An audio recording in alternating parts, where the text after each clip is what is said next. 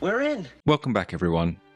And this is a little love letter to all the Gen Xers out there, and my boomers and millennial friends that are out there as well. But this is unashamedly a Gen X post about the top 10 characters that influenced my life, and I'm sure a lot of yours as well. Stick around to the end to catch the top 3, as these are the ones that I literally wore the VHS out on. So let's not waste any time and let's get straight into it. Okay, we kick this list off at number 10 with Judd Nelson, who's playing John Bender in The Breakfast Club, 1985. Eat my shorts. You just bought yourself another Saturday, mister. Crushed. You just bought one more right there. Well, I'm free the Saturday after that. Beyond that, I'm gonna have to check my calendar. Good! Because it's gonna be filled. We'll keep going. You want another one? Say the word. Just say the word. Instead of going to prison, you'll come here. Are you through? No. I'm doing society a favor. So? That's another one right now. I've got you for the rest of your natural-born life if you don't watch your step. You want another one? Yes. You got it. You got another one right there. That's another one, pal. Cut it out. All the guy's dealing with is a very, very messed up home life.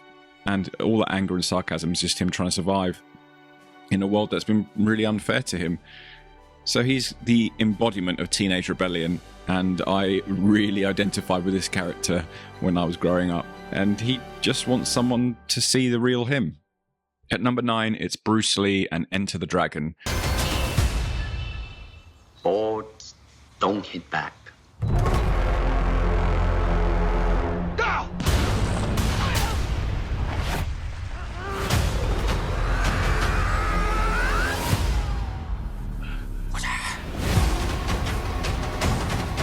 Man, you come right out of a comic book. You have offended my family, and you have offended the Shaolin Temple. My God, this film absolutely blew my mind as a kid. It blew my mind. I'd never seen anything like it. Something that got me massively into martial arts, and I started studying Wing Chun Kung Fu for many years after that, thanks to good old Bruce Lee. So yeah, he's definitely earned his spot on this list. At number 8, Snake Plissken, played by Kurt Russell in Escape from New York. You go in, find the president, bring him out in 24 hours, and you're a free man. What if I'm a little late? And no more Snake Plissken. When I get back, I'm gonna kill you. This was probably my first big introduction to Kurt Russell, and my God, he is my favourite actor growing up. He still is my favourite actor. Just his charisma on screen, how cool he is, everything about it. Even now, the synthwave kind of soundtracks that you get in Carpenter's stuff, I'm listening to even now. I loved Plissken. I thought he had that kind of fuck you to everything attitude, which again, as a kid, you're rebellious at that age as well. You're full of hormones and you're just rebellious against everything, and everything about him is rebellion. A left field one here at number 7 is Diane Weist. A few months ago, Gary got his first boner. You know what that is? If memory serves. Oh, great. Anyway, since then, he's been, slapping the salami. No offense. No. Apparently, he's going for a world record. The chicken's burning. Oh. Damn. That looked good, too. Anyway, he was afraid there was something wrong with him, you know? Like he was a pervert or something. I told him that's what little dudes do. We've all done it. That made him happy. Gary was happy? Yeah, he even smiled. I never even knew he had teeth. It's not that she's influenced me, it was the fact that I saw something in her character, in her warmth and charm on screen, which just made me think that she was the best elements of a woman that I'd seen on screen. She was kind, nurturing, mothering, absolutely a lovely, lovely presence on screen, and anything that she was ever in, I wanted to watch. At number 6, David Lightman, played by Matthew Broderick in the film War Games, 1983.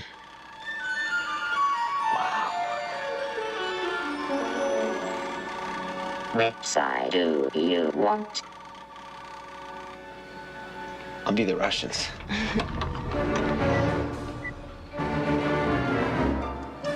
Please list primary targets. Who should we nuke first?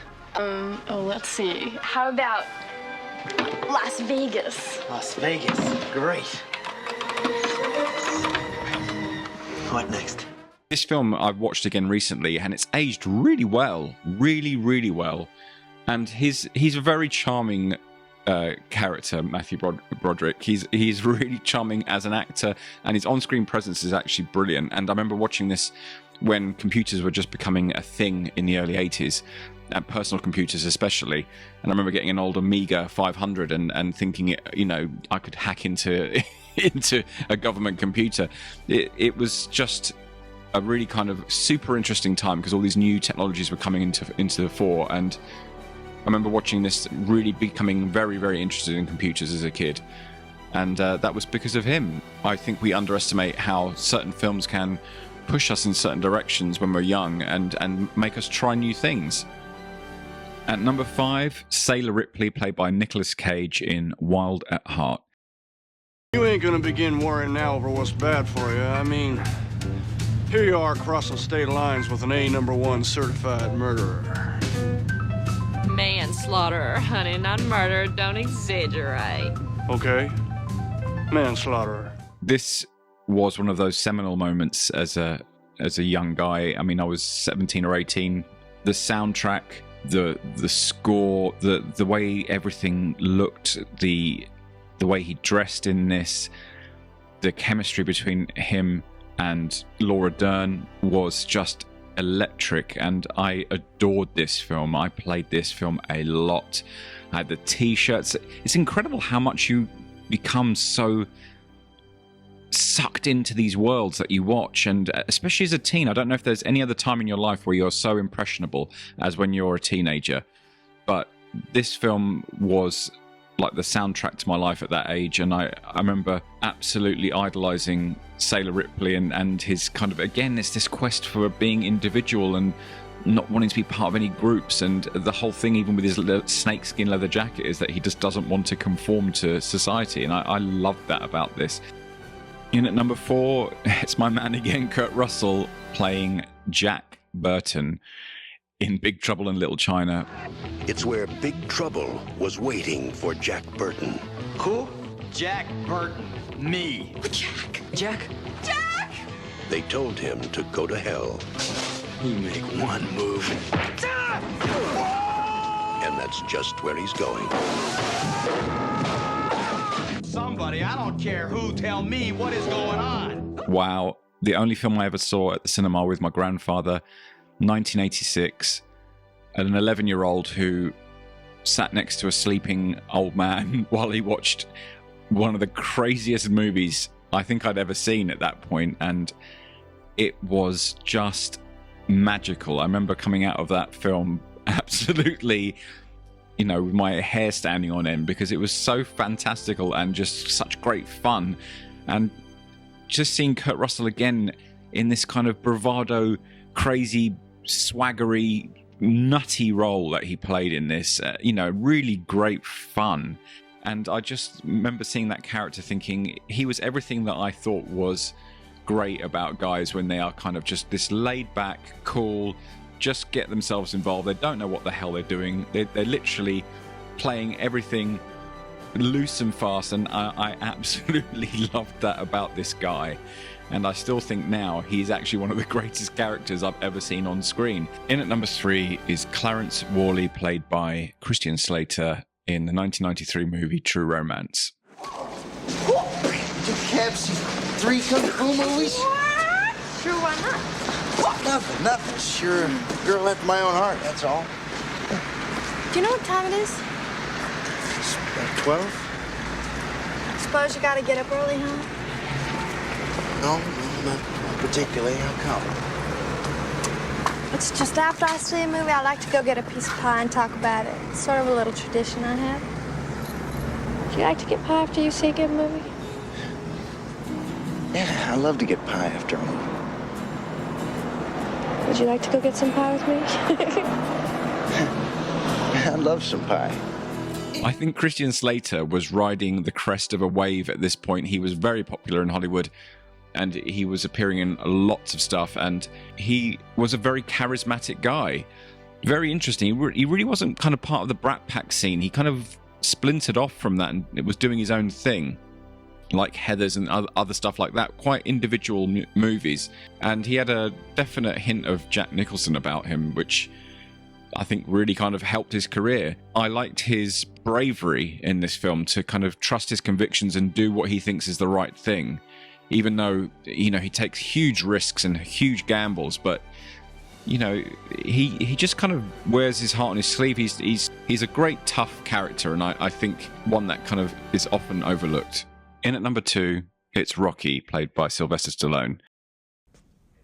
Talk about your pride. What about my pride, Mick? At least you had a pride. I ain't had no pride. I ain't had nothing. Legs are going, everything is going. No one's getting them nothing. Guy comes up, offers me a fight. Big deal. Want to fight the fight? Yeah, I'll fight the big fight. I wouldn't want to fight that big fight. Who's gonna happen to me? I want to get that. I want to get that. And you want to be ringside and see it? Do you? You want to help me out? Huh? Do you want to see me get my face kicked in? Legs ain't working. Nothing's working. They go out, fight the champ. Yeah, I'll fight him. My face kicked in. Now, these are the big ones that really kind of changed my whole worldview on everything to do with everything from discipline to the way I saw authority and the way I wanted to live my life. I don't know what it is about those kind of 70s movies. They have such integrity, and they're very honest, and they're not trying to sell you anything. It's just a very honest movie, and he's so likable and such a kind character. And knowing the backstory about this and how hard he persevered when he wrote this story, and how he sold his dog and he was sleeping in his car, you know, once you know everything about this story, you can't help but fall for it. And Rocky today probably remains as one of my most favorite go-to comfort food movies that I will watch regularly. And I'm talking 1, 2, 3, and 4. The rest of them, not so much, but yeah, those films, the soundtracks, everything about them, the way they motivate you to get off your ass and do something with yourself. Yeah, thank you, Sylvester Stallone. Thank you. Well done for making it to the end, guys. Thank you for sticking around. And number 1 is Lloyd Dobler from Say Anything, John Cusack. I don't know. I've thought about this quite a bit, sir, and I would have to say, considering what's waiting out there for me, I don't want to sell anything, buy anything, or process anything as a career. I don't want to sell anything bought or processed, or buy anything sold or processed, or process anything sold, bought, or processed, or repair anything sold, bought, or processed. You know, as a career, I don't want to do that. So, my father's in the Army. He wants me to join, but I can't work for that corporation. This film really did have a massive impact on me. I was in my late teens, getting my first car, you know, falling for your first big relationship, and, you know, this soundtrack paired with the performance and how this wasn't your typical kind of teen romance film. I think this film is pretty much universally liked for a reason. It's really, really honestly written. It's not schmaltzy at all. It's not cheesy. And it's really heartfelt, and I absolutely love it. It's such an honest little movie. John Cusack is absolutely fantastic. Ione Skye's brilliant in it as well. It's got a great little cast in it. And everything about him, I mean, I was into kickboxing as well at the time, so it all kind of, everything mirrored.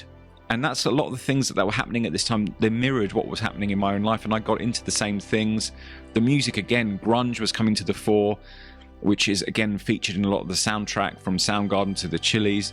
I just think this is a little snapshot of the end of the 80s, and kind of an end of innocence thing, really. But Lloyd Dobler is such a wonderful character, and I kind of thought of myself in that kind of way. I kind of wanted to always do the right thing and just be a good guy. And I think that's just the simplest thing in this. He's very tenacious. He's going after what he thinks is the right thing, and he's just following his heart. And I think that even with this YouTube journey, I'm just trying to be honest in these reviews, and people will agree and people won't agree with them. That's great. That's life.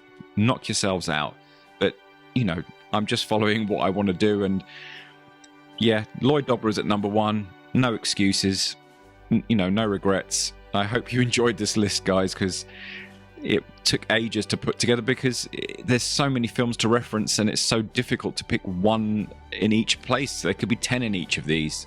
Well, you stuck to the end. Thank you, Gen Xers, for paying attention, and thank you for clicking on my previous videos.